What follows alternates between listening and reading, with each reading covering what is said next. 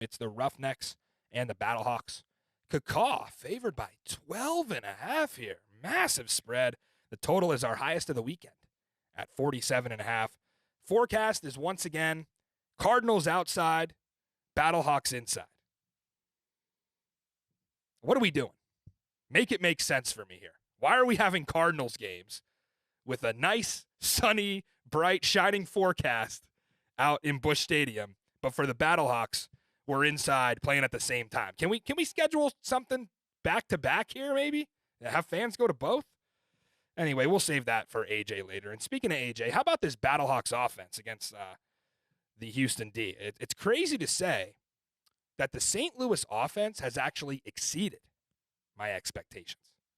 I didn't think that would be possible because they were so lofty already coming in the preseason. So I don't know if folks thought they would be this efficient, frankly. This is trending towards best offense in spring football history kind of numbers. They're already up over 30 points a game. That's tops in the league. And they take care of the ball. Turnover margin, +3 so far. That's best in the league.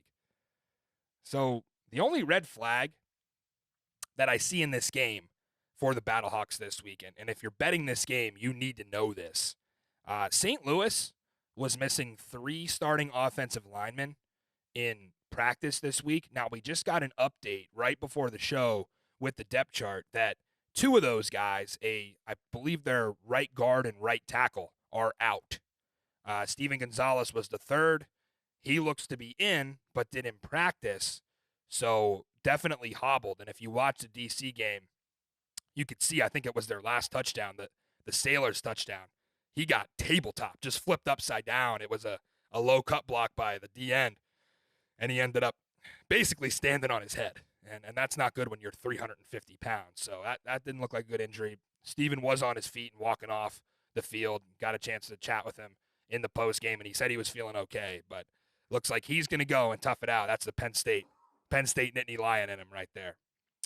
But, you know, St. Louis carries 9 offensive linemen. I think they're going to have 7 of them here, so they should be okay.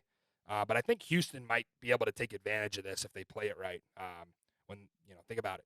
Guys like Chris Odom and Reuben Foster, certainly capable pass rushers. And, hey, if you're an Alabama fan, you're going to like this one. A.J. McCarron going up against Reuben Foster. That's a little throwback one for Roll Tide country. So I think there's a possibility here that St. Louis can get up 20 in the first half. And I'm serious. I'm not even kidding. Like, they're just that good.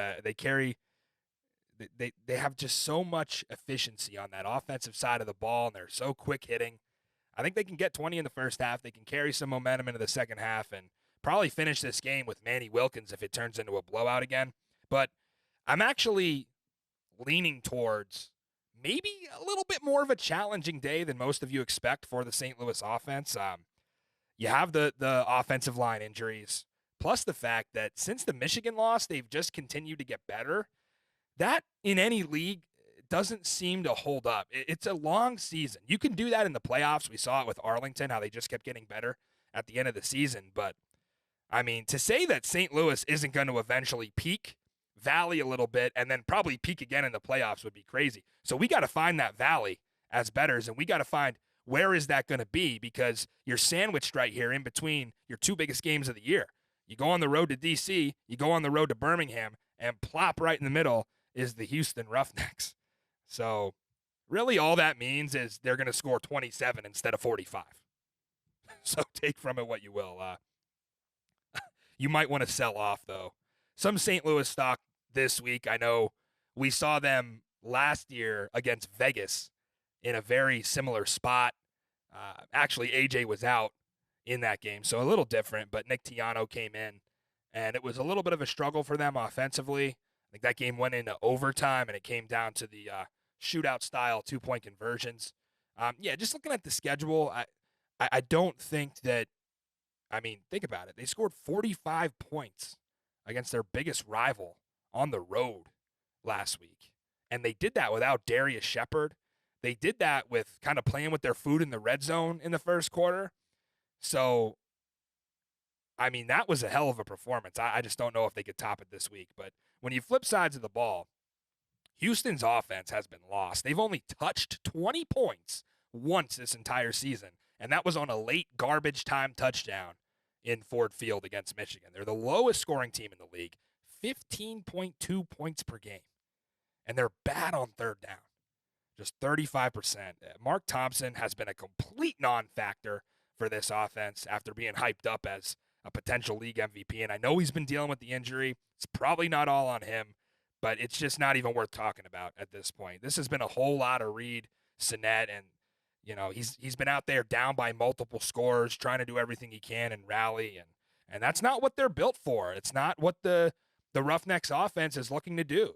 C.J. Johnson said it many times. Our offense starts and ends with Mark Thompson in the run game, and here they are having to throw it around 50 times. So they're built to run the ball, but they just haven't been able to keep games close enough to do so. So now you're up against a unit in the Battlehawks defense who has been elite. Number 1 in total defense, number 1 in pass defense, number 1 in interceptions, and they're even top 3 against the run.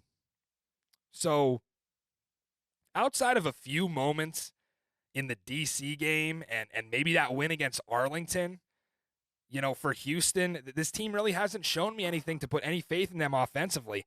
And but I still do think 12.5 is a little high here, because I think the Houston defense can get some pressure on AJ and kind of hang around. But I'm really all over this under, I guess is what I'm getting at with this handicap here. Expecting a little bit of a down week from their own standard for these offenses. And again, sort of a weird spot for St. Louis. Something like, I don't know, 26-15. Battlehawks wouldn't surprise me here. And it's crazy to say a team could win by 11 and still have a down week. But, compared to how good they've been, this is just a massive total. You got Houston 4-1 on the under. And guess what was the one? My best bet. So here we go again. I think St. Louis is going to have to drop like 33 for me to even be sweating this. Are they capable of doing that? Of course they are, but I don't know. I just don't see it this week. It's very hard to ask them to just keep raising the bar and keep getting better and better, especially after that performance in D.C. So the Battlehawks are going to be the pick for me here, Zook. Fun fact, this is the highest penalized team in the league versus the lowest penalized team in the league. Can you guess which one's which, Zook? Penalties don't lie, right? That's correct. I'm going to go with Vegas on this one at St. Louis minus 1,000. So we'll go. That'll be in your parlay this week.